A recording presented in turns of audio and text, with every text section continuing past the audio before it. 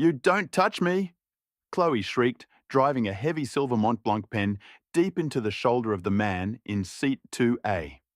As blood bloomed against his grey cashmere, Chloe smirked, convinced she was teaching an economy class thief a lesson for defying her. She thought she held the power, but as she looked into Arthur Sterling's cold, calculating eyes, four men in the surrounding rows rose in terrifying unison. Chloe didn't realize that her nobody was a billionaire tech titan, and by weaponizing her bias, she hadn't just secured a promotion, she had just handed him the evidence to buy the entire airline and erase her future forever. Global Airways Flight 402, a red-eye from London's Heathrow to Los Angeles International, was the jewel in the airline's crown. The first-class cabin, an exclusive sanctuary of private suites, sliding doors, and vintage champagne, was where careers were made or broken. For Chloe Davies, a senior flight attendant with 8 years under her belt and a desperate hunger for the vacant purser position tonight, was supposed to be a flawless performance. Chloe was a woman who measured the world in status symbols.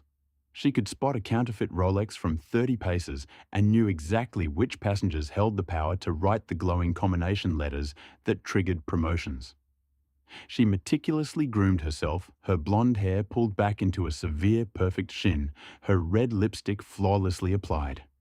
To Chloe, the first-class cabin was a chessboard, and she was determined to play the winning game. Boarding began with the usual hushed efficiency.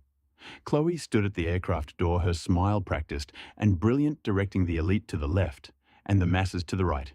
"Welcome aboard, Mr. Vanderbeek." Chloe cooed, her voice dropping an octave as a tall, aggressively tanned man in a bespoke navy suit strode onto the plane. Richard Van Beek was a notorious hedge fund manager, loud, demanding, and incredibly wealthy. He was exactly the kind of VIP Chloe intended to pamper. Champagne sweetheart before takeoff, and make sure it's cold this time. Richard barked, not even looking at her, as he tossed his leather briefcase toward another flight attendant, a junior girl named Sarah Jenkins. "Right away, Mr. Vanderbeek. I'll handle it personally." Chloe beamed, ignoring the blatant disrespect. She shot a sharp glare at Sarah, silently ordering the younger woman to step aside. A few moments later, the atmosphere in the boarding area shifted. Arthur Sterling walked down the jet bridge. Unlike the overtly flashy Vanderbeek, Arthur moved with a quiet, grounded confidence that drew no attention to itself. At 38, he was the brilliant mind behind a revolutionary logistics technology firm that had quietly swallowed a massive share of the global market. He was worth billions, yet he abhorred the spotlight.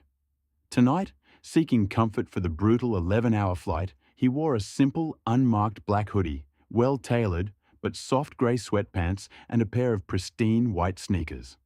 A black baseball cap was pulled low over his forehead. As Arthur stepped onto the plane, holding out his digital boarding pass, Chloe's practiced smile vanished, replaced by a tight professional grimace. Her eyes quickly scanned him from the sneakers to the hoodie, her internal bias instantly categorizing him. Lost, she thought, or an off-duty baggage handler trying to scam an empty seat. "Excuse me, sir?" Chloe stepped sideways, physically blocking Arthur's path into the first-class aisle.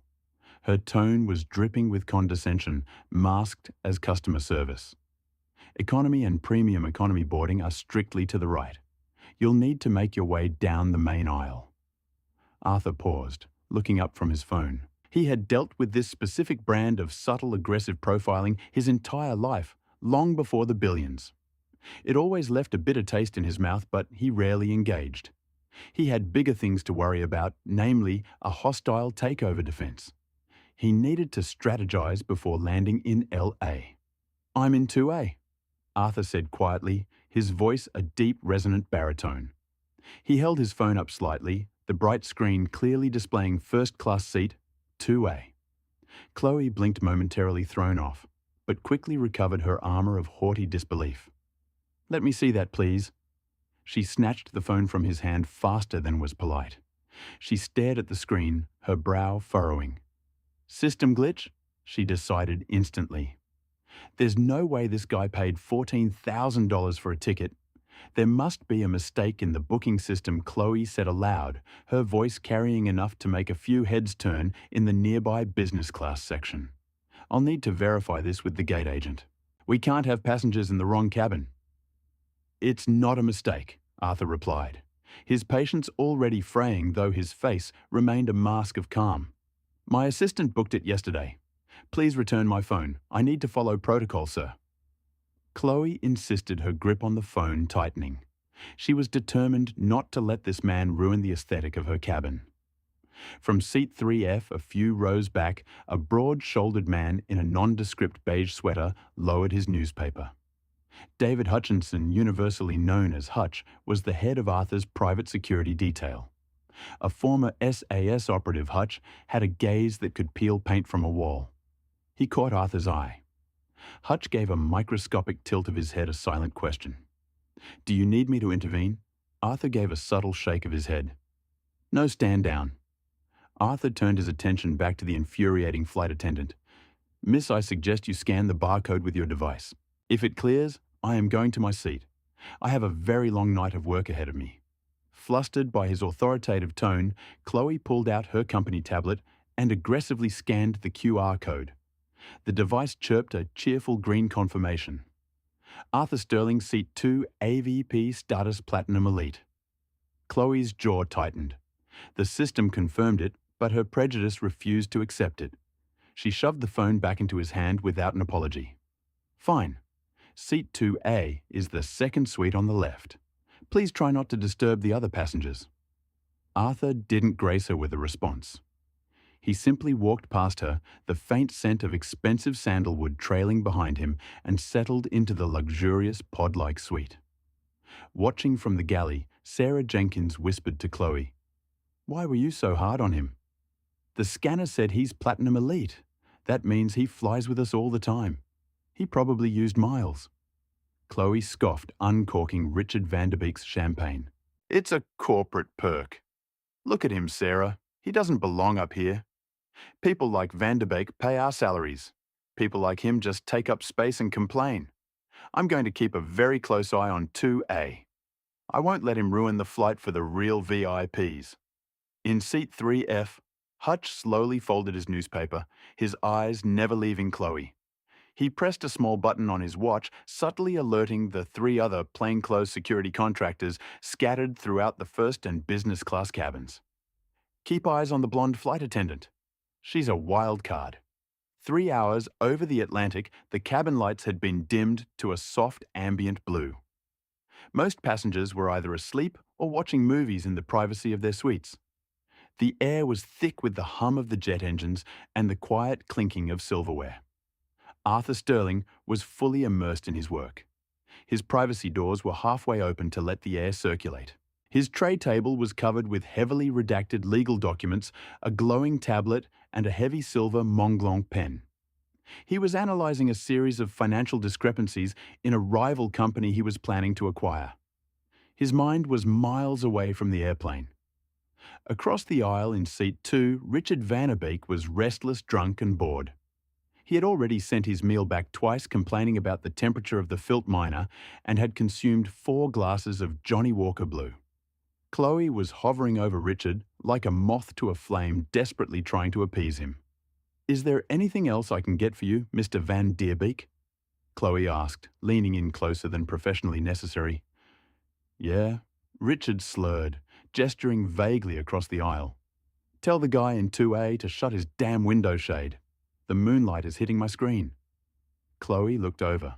Arthur's window shade was indeed cracked open a fraction of an inch, allowing a sliver of silver light into the cabin. It was barely noticeable, and certainly not hitting Richard's screen directly, but Chloe saw an opportunity to demonstrate her loyalty to the man she deemed important. "Of course, Mr. Vanderbeek, right away."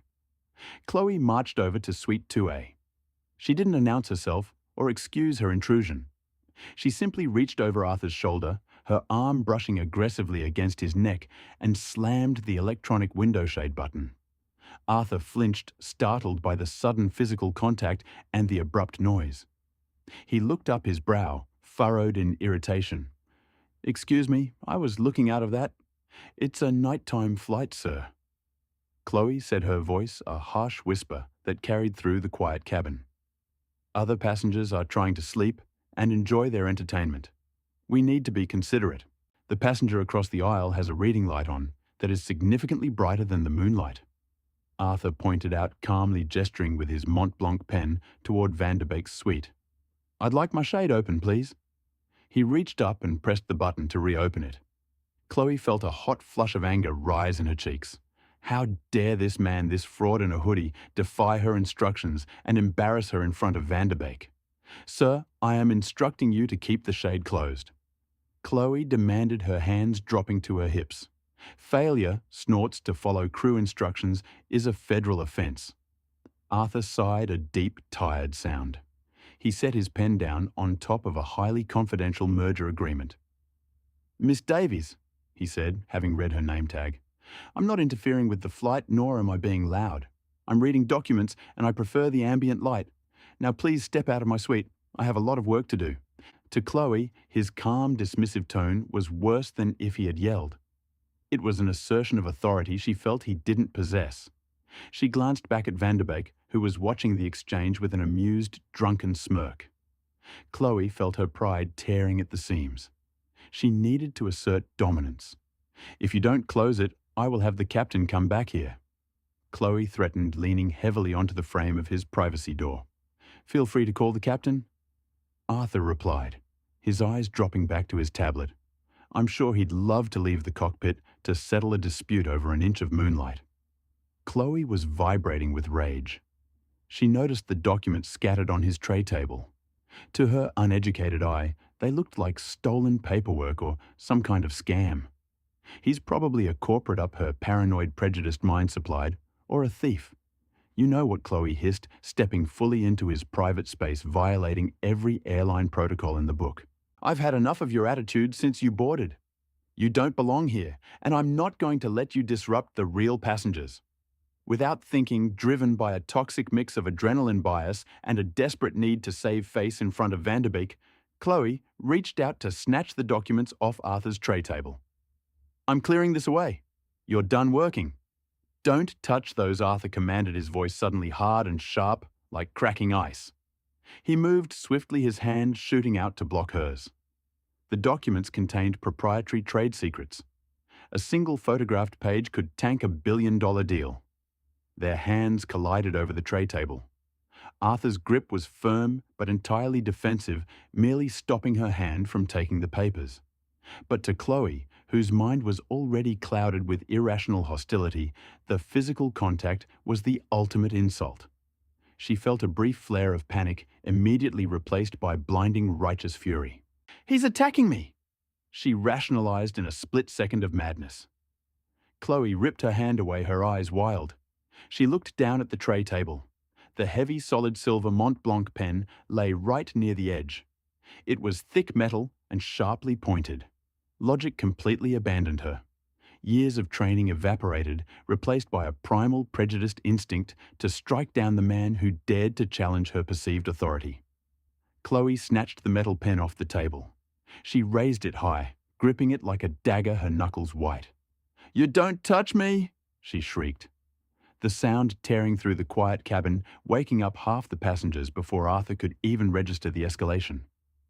Before he could raise his arms to defend his face, Chloe brought the pen down with all her strength. She aimed for his chest, but as Arthur instinctively twisted away, the sharp metal tip of the expensive pen drove deeply into the soft tissue of his left shoulder, right below the collarbone. Clear as throat. A sickening thack echoed in the small suite, followed immediately by the tearing of cashmere and the sharp gasp of pain from Arthur. The pen sank in nearly an inch, the silver barrel sticking out of his shoulder at a grotesque angle. Dark crimson blood instantly began to well up, soaking into the grey fabric of his sweater. Arthur slumped back against the leather seat, his right hand flying up to hover over the wound, his eyes wide with shock. For a single, agonizing second, time seemed to freeze. Chloe stood over him, her chest heaving, staring at her empty hand, and then at the pen lodged in the passenger's shoulder. The immediate rush of twisted vindication was instantly swallowed by a tidal wave of cold, absolute terror. What have I done? She slowly backed out of the suite, her mouth opening and closing like a suffocating fish. She looked wildly around the cabin expecting chaos. She expected people to be looking at her with confusion. Instead, she met the eyes of the man in seat 3F. Hutch hadn't just watched the attack. He had anticipated it a fraction of a second too late. His newspaper was already on the floor. His face was devoid of expression, but his eyes were filled with a terrifying, lethal promise. As Chloe watched, paralyzed by fear, Hutch stood up. He didn't move frantically. He moved with the terrifying, fluid precision of a predator zeroing in on its prey. And he wasn't alone. From seat 4A, a tall, broad-chested man stood. From business class, 2 more men pushed their way through the curtain, their eyes locked instantly on Chloe. 4 men, all identically grim, all moving in total silence. Arthur Sterling winced, his breathing shallow, and looked up at the terrified flight attendant. Despite the blood soaking his shirt, his voice was deathly calm. "You really shouldn't have done that," Arthur whispered. Hutch cleared the distance between his seat and Chloe in 2 massive strides. He didn't yell. He didn't ask what happened. He simply reached out, grabbed Chloe by the collar of her pristine white uniform, and slammed her hard against the bulkhead of the galley, pinning her in place with a forearm across her collarbone. The nightmare had just begun. The thud of Chloe's back hitting the reinforced bulkhead echoed like a gunshot over the hum of the Boeing 777's engines. "Let me go!" Chloe shrieked, her voice cracking as she flailed against the immovable force of David Hutchinson. "He attacked me. The passenger in 2A attacked me." Hutch didn't blink. His forearm remained pressed firmly just below her collarbone, applying enough pressure to hold her flush against the wall without crushing her windpipe.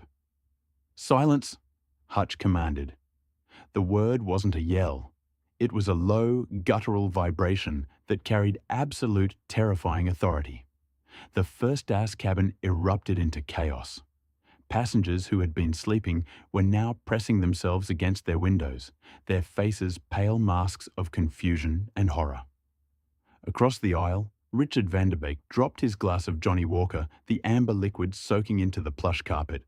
"Hey!" Richard bellowed, his liquid courage overriding his common sense. "Get your hands off her." I saw the whole thing. That guy in the hoodie was harassing her. Before Richard could unbuckle his seatbelt, a shadow fell over his suite. Pierce, a towering security operative with a buzz cut and a suit that barely contained his muscular frame, stepped into Richard's line of sight. Pierce placed a massive hand on Richard's shoulder and shoved him hard back into his leather seat. "You will remain seated, sir." Pierce stated, his voice devoid of emotion. "You will not speak again unless spoken to. Nod if you understand." Richard looked at Pierce's cold, dead eyes, then at the heavy bulge under the man's left armpit. The hedge fund manager's bravado instantly evaporated. He swallowed hard and nodded, shrinking back into the corner of his suite. Chloe's only ally had folded in less than 5 seconds. Meanwhile, the third operative, Logan, was already inside Suite 2A. Logan had spent 2 tours as a combat medic in Fallujah before transitioning to private sector security. He moved with brutal efficiency. "Boss, stay still." Logan ordered, his hands hovering over the silver Montblanc pen protruding from Arthur's shoulder.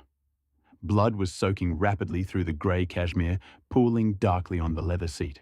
Arthur's face was pulled tight in a grimace of agonizing pain, beads of sweat breaking out on his forehead. His breathing was shallow. "Artery," he gasped out. "Negative. Too far lateral.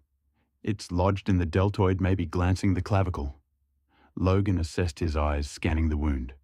He snapped a pair of blue nitriol gloves onto his hands, pulled from a compact tactical medical kit on his belt. "We are not pulling it out. It's acting as a plug. If I pull it, you bleed out over the Atlantic." Arthur nodded tightly. "Secure the documents?" he whispered, gesturing to the blood-spattered tablet and the highly classified merger agreements on the tray table. Even with a piece of metal embedded in his flesh, the CEO's mind was calculating the corporate risk. "What's on it?" Logan said. The fourth operative, Wyatt, was swiftly gathering every piece of paper, the tablet, and Arthur's phone, sliding them into a secure, locked briefcase. Once the intelligence was secured, Wyatt stepped into the aisle, physically blocking the view of the nosy passengers in business class who were peering through the dividing curtains. In the galley, Chloe was hyperventilating. The sheer speed and coordination of these men shattered her reality. These weren't random passengers. This was a highly trained tactical unit. Sarah, Chloe screamed, spotting the junior flight attendant cowering near the espresso machine. "Sarah, call the captain. Tell him we have terrorists on board. They're hijacking the plane." Hutch shifted his weight, his eyes boring into Chloe's terrified face. With his free hand, he reached into his jacket and pulled out a heavy black leather wallet, flipping it open. Inside was a platinum security badge bearing the insignia of Sterling Global, along with federal concealed carry permits and aviation security clearances that most law enforcement officers would envy. "My name is David Hutchinson. I am the Director of Executive Protection for Arthur Sterling," Hutch said, slowly ensuring every word pierced through Chloe's rising hysteria. "The man you just stabbed is the Chief Executive Officer of Sterling Global. You just committed aggravated assault with a deadly weapon against a higher net worth principal in international airspace." Chloe stopped struggling. The air seemed to vanish from her lungs. Arthur Sterling. The name hit her like a physical blow. She read Forbes. She knew the name Sterling. He was the invisible tech titan, the man who owned the supply chain software that practically ran the Western Hemisphere. "No," Chloe whispered, her eyes wide and wild. "No, he was wearing sweatpants, ants. He was in the way. He wouldn't close the shade." Her justification sounded utterly pathetic even to her own ears. "Get the zip ties," Hutch ordered, not breaking eye contact with her.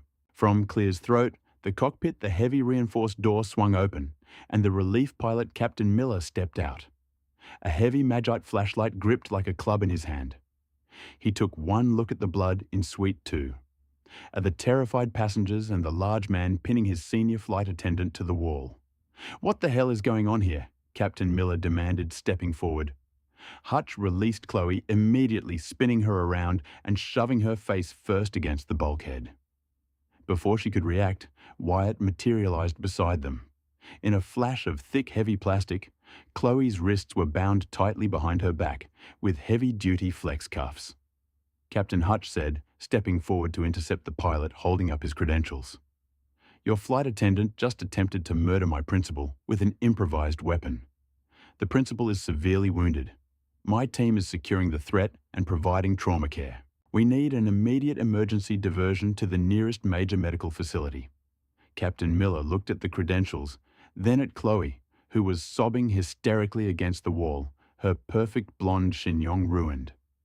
He then looked past Hutch into Suite 2A, where Logan was currently packing hemostatic gauze around the base of the pen embedded in Arthur Sterling's chest. "Is this true, Chloe?" the captain asked, his voice shaking. "He attacked me." She wailed, tears smearing her flawless makeup. "He was a threat. We have it all on video," Captain Pierce said smoothly from the aisle. He held up a small, discreet body camera clipped to his lapel, its green light blinking steadily. Every second of it unprovoked, targeted assault. Captain Miller's face drained of color. He looked at the blood on the floor. "Where are we?" he muttered into his radio, stepping back toward the cockpit. "Center, this is Global Flight 402, declaring an emergency. Medical emergency and security incident on board. Requesting immediate diversion 30,000 feet below, in a sprawling glass-walled office in downtown Manhattan." Victoria Hastings' encrypted cell phone began to vibrate. It was 3:15 a.m. Victoria was the General Counsel and Head of Crisis Management for Sterling Global. She was a woman who practically breathed litigation and ruthlessness. She answered on the second ring. "Hastings, Victoria, it's Hutch." The voice over the satellite connection was heavily compressed, layered with static, but the grim urgency was unmistakable. Victoria sat up in her bed, instantly wide awake. Hutch only called the emergency line if the sky was literally falling. "Status code black on the principal," Hutch reported. "Stabbing deltoid/clavicle region. Weapon is still embedded. Vitals are stabilizing under Logan's care, but he needs a trauma center immediately." We've commandeered the aircraft.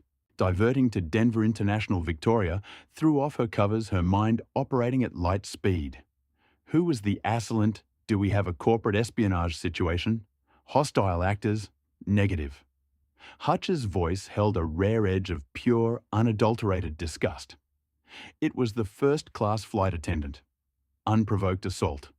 Looks like a severe case of racial profiling mixed with an ego trip. She thought he was a nobody who didn't belong in first class. Grabbed a pen off his tray table and drove it into his shoulder.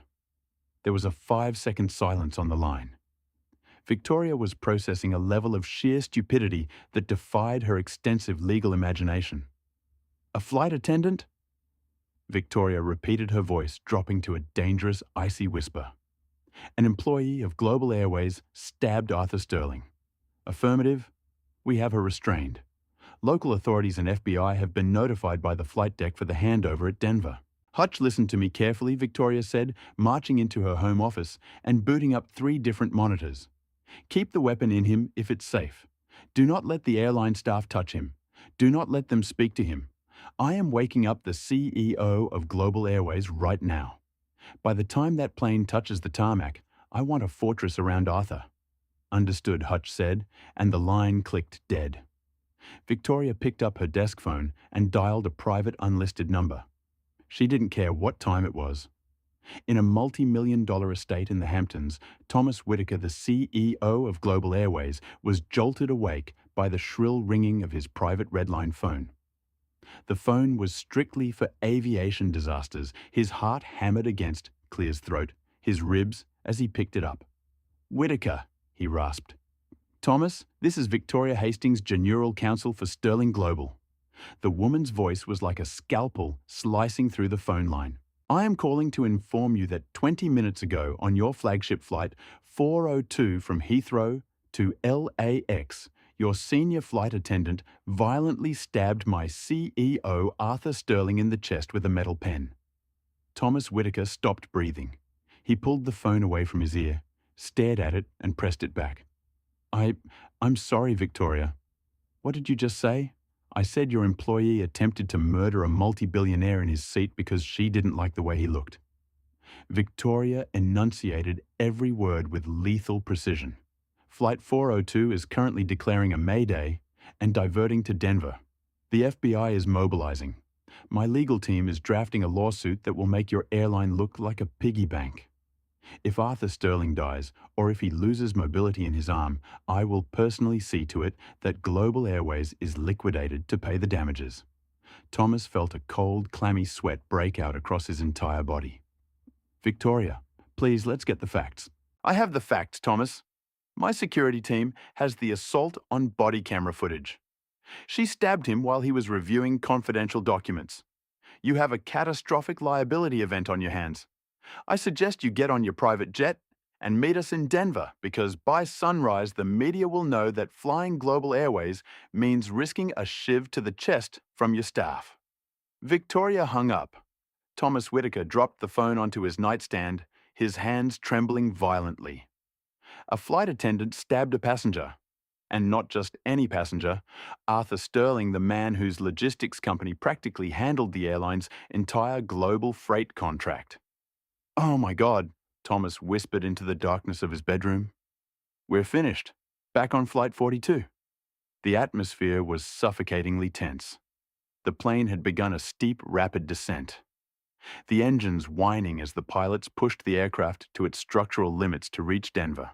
Chloe Davies was strapped into the jump seat in the forward galley, her arms screaming in pain from the tight zip ties. The adrenaline had worn off, leaving behind a cold, hollow pit of despair. Sarah Jenkins, the junior attendant Chloe had bullied just hours ago, walked past her to grab a medical oxygen tank for Arthur. Sarah didn't look angry. She looked completely horrified. She looked at Chloe like she was a monster. "Sarah." Chloe rasped her throat dry. "Sarah, please, you have to tell them." He was aggressive. Sarah stopped holding the heavy green tank. She looked down at Chloe, her expression hardening. "I watched you do it, Chloe." He didn't even raise his voice. "You lost your mind." Sarah walked away, slipping through the curtain into first class. Through the gap in the curtain, Chloe could see Suite 2A. The towering security guard, Logan, was holding an oxygen mask over Arthur's face. Arthur's eyes were open, locking onto the galley. Even through the pain, even through the oxygen mask, Arthur Sterling's eyes found Chloe's. There was no rage in his gaze. There was no fear. There was only the cold, mechanical assessment of a man who systematically destroyed obstacles for a living. Chloe finally realized the magnitude of her fatal error. She hadn't just assaulted a passenger. She had declared war on a man who owned the battlefield. And as the plane violently hit the turbulence of the Rocky Mountains, beginning its final approach into Denver, Chloe knew her life as she knew it was completely and utterly over. Denver International Airport was a sprawling sea of concrete, currently bathed in the chaotic strobes of red and blue emergency lights. Flight 402 hit the tarmac hard. The reverse thrust roaring as Captain Miller brought the massive Boeing 7777 to a violently abrupt halt on an isolated taxiway far away from the civilian terminals. They were immediately surrounded by a phalanx of Denver police cruisers, heavily armored SWAT vehicles, and 3 black SUVs belonging to the local field office of the FBI. Inside the cabin, the silence was absolute, broken only by the ragged, wheezing breaths of Arthur Sterling through his oxygen mask and the quiet, muffled sobs of Chloe Davies in the galley. The forward door was breached from the outside. The cold, thin Colorado air rushed in, followed instantly by a team of heavily armed tactical officers and paramedics. FBI Special Agent Robert Reynolds, a hardened veteran of aviation crimes, stepped onto the aircraft, his badge held high. "Who is the principal?" Reynolds barked his eyes, scanning the carnage of first class. Hutch stood up, his massive frame blocking the aisle, his own federal credentials already in hand. David Hutchinson, Sterling Global Executive Protection. The principal is Arthur Sterling. We have him stabilized, but the weapon is still embedded in the left clavicle region. He needs level 1 trauma care immediately. Reynolds nodded sharply, signaling the paramedics. "Get him out of here. Priority transport to Denver Health." As the paramedics rushed into Suite 2A with a specialized Stokes basket, Reynolds turned his attention to the front galley. Chloe was still zip-tied to the jump seat, looking like a shattered porcelain doll.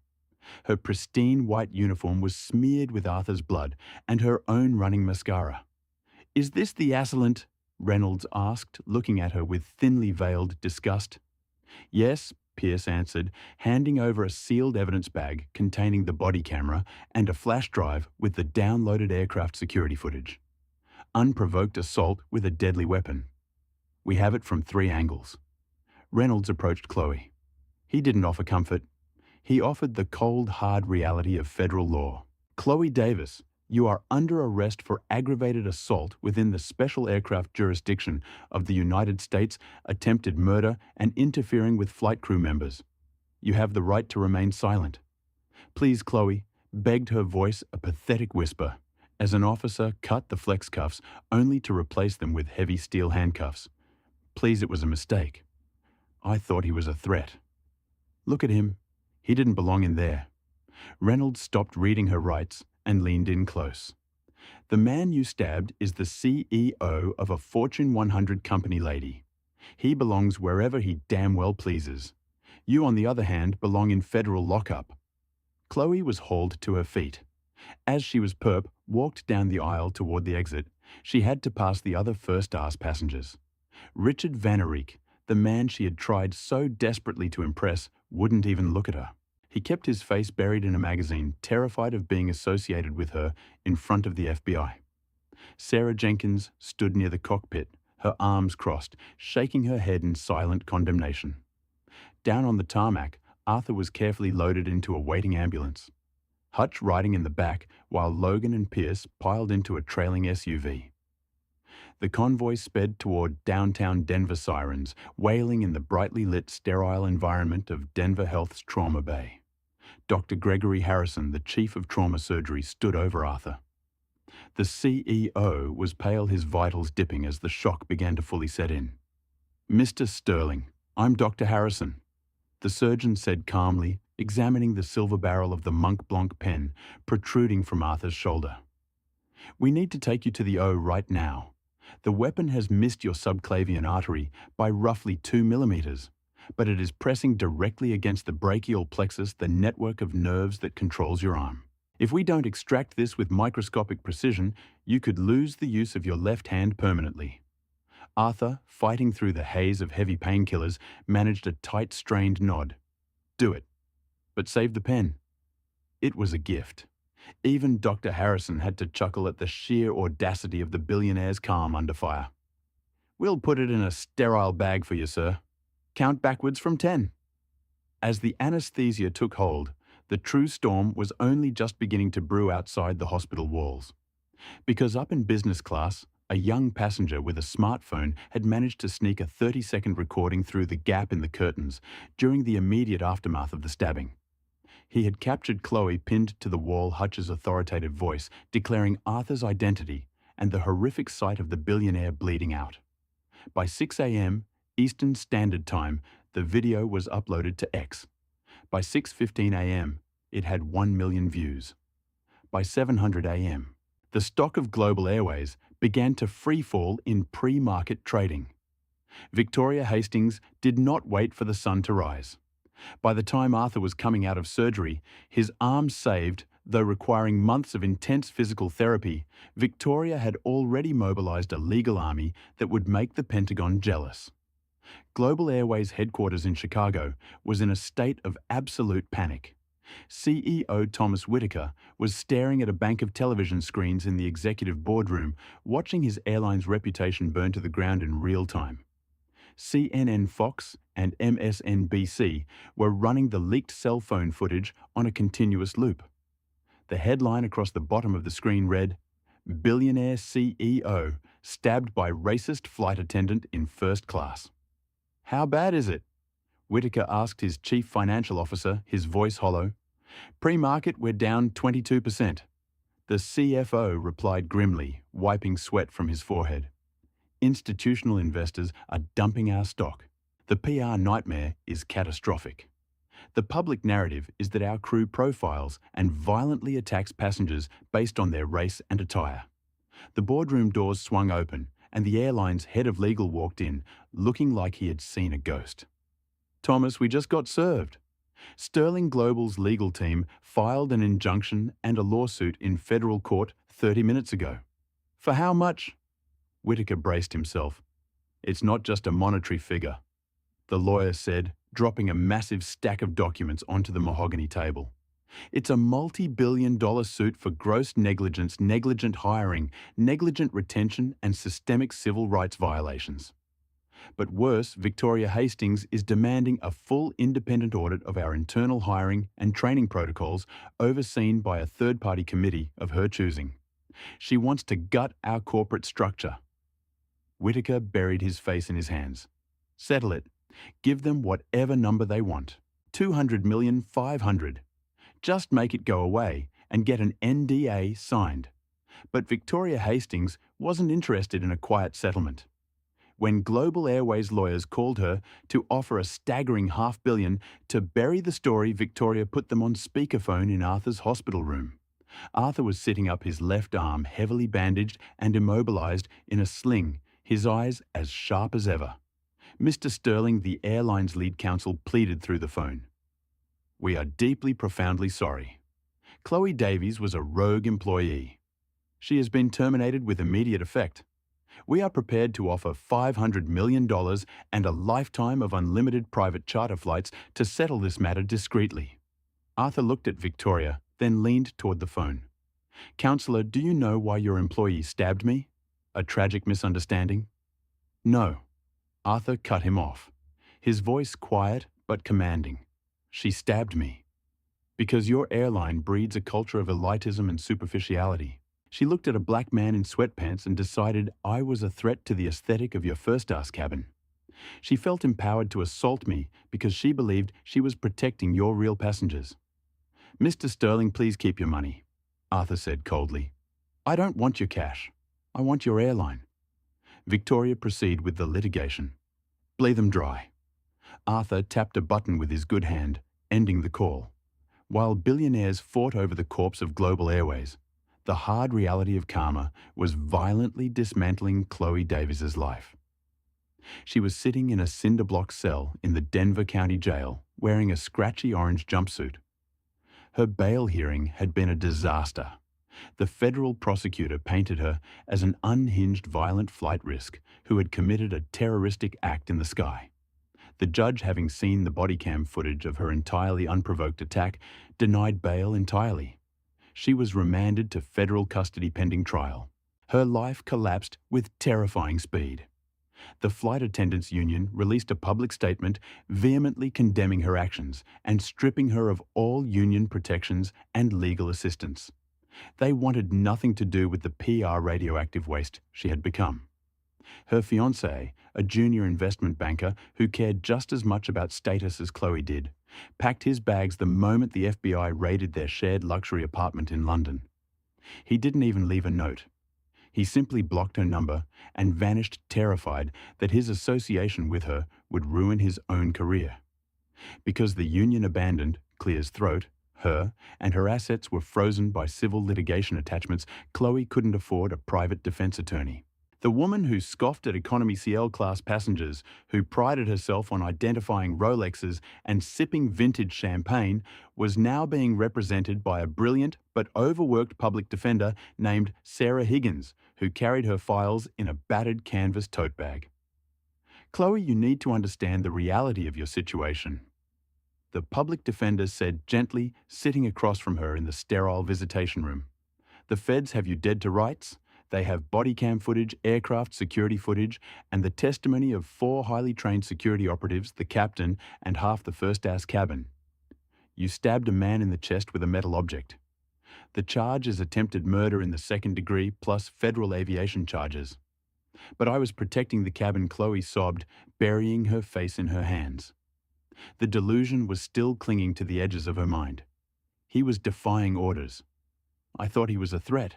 He was reading a tablet, the lawyer corrected, firmly refusing to indulge the lie. He didn't raise his voice. He didn't raise his hands until you reached for his private property. The jury is going to see a prejudiced, out-of-control employee attacking a calm passenger. If we go to trial, you are looking at 20 to 30 years in federal prison. I strongly advise you to take the plea deal for 15 years. Chloe looked up, her eyes hollow, the magnitude of her ruin finally crushing her spirit. 15 years, I'll lose everything. Chloe, the lawyer said softly. You already have. N months later, the United States District Court for the District of Colorado. The courtroom was packed to absolute capacity. The trial of the United States versus Chloe Davies had become a media circus, a focal point for national discussions on implicit bias, corporate liability, and the unchecked arrogance of the service industry elite. Chloe sat at the defense table, unrecognizable from the glamorous woman who had boarded flight. She was thin, pale, and stripped of all her artificial armor. No makeup, no designer clothes, just a drab grey suit provided by the court. The prosecution's case was a surgical dismantling of Chloe's character and actions. They played the body cam footage on a massive screen for the jury. The high-definition audio filled the silent courtroom. They heard Arthur's calm, rational voice. They heard Chloe's shrieking, irrational escalation. And they saw in horrifying clarity the moment she drove the MLANC pen into his shoulder. But the final nail in her coffin came when Arthur Sterling took the stand. He wore a sharply tailored navy suit, moving with a slight permanent stiffness in his left shoulder, a lingering reminder of the nerve damage he still battled daily. He didn't look at Chloe with anger. He looked at her with an absolute chilling indifference. "Mr. Sterling," the federal prosecutor asked, "did you at any point threaten the defendant?" "No," Arthur replied, his deep voice carrying easily across the room. "I simply asked her to respect my space and my property." "Why do you believe she attacked you?" "Because she looked at my clothes, my skin color, and my demeanor, and she decided I was beneath her." Arthur stated his gaze, briefly meeting the jury.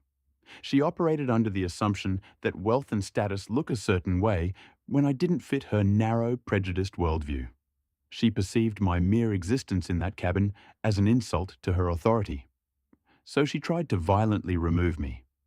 Chloe wept silently at the defense table. Hearing it spoken aloud, stripped of her internal justifications, exposed the ugly, pathetic truth of her actions. The jury deliberated for less than 4 hours. When the four persons stood to read the verdict, the tension in the room was suffocating.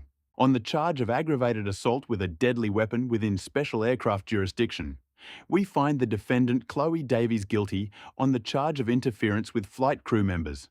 Guilty. The judge, a stern woman with zero tolerance for aviation violence, did not show mercy during sentencing.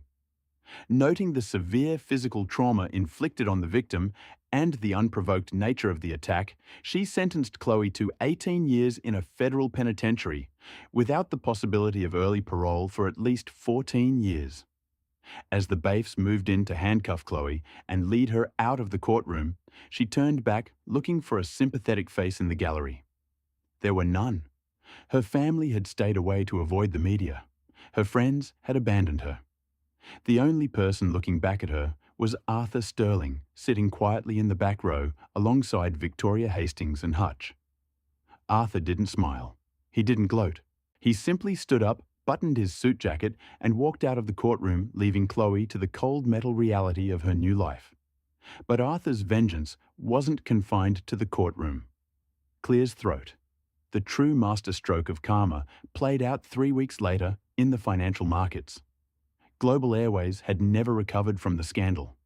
The massive civil lawsuit filed by Sterling Global, combined with plummeting ticket sales and a mass exodus of corporate accounts, had pushed the airline, Clear's throat, to the brink of bankruptcy.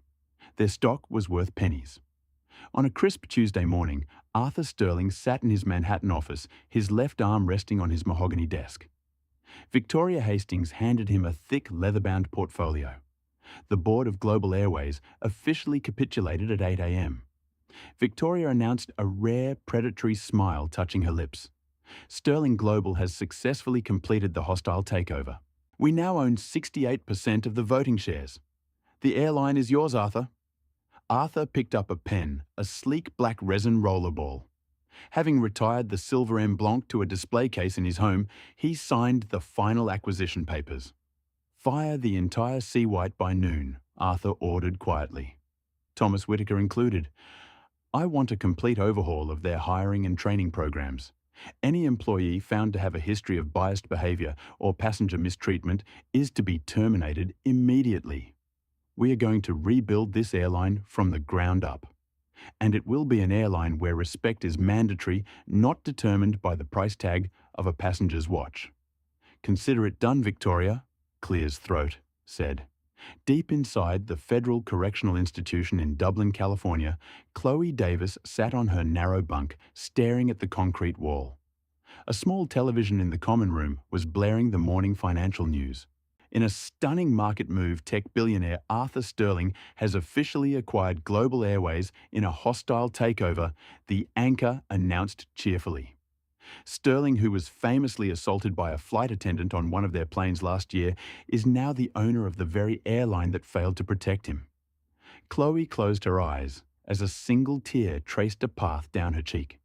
She had lost her freedom, her status, and her future because she tried to put a man in his place. In the end, that very man had bought the sky she used to fly in while she was grounded in a quad of her own making. The tragic and violent saga of Flight 402 serves as a stark, unforgiving reminder that prejudice is a poison that destroys both the victim and the perpetrator. Chloe Davies operated under a toxic delusion of superiority, mistaking her proximity to wealth for actual power. Her superficial judgments and unchecked ego transformed a routine flight into a brutal crime scene, costing her 18 years of freedom and utterly obliterating the glamorous life she so desperately clung to. Conversely, Arthur Sterling's cold, calculated response proves that true power doesn't need to scream to be heard. It operates with precision, patience, and absolute finality. Karma in the real world rarely looks like a cosmic accident. It often arrives wrapped in legal briefs, federal indictments, and corporate takeovers. Ultimately, Chloe's weaponized bias didn't just fail to break Arthur Sterling. It handed him the keys to the kingdom she once thought she ruled.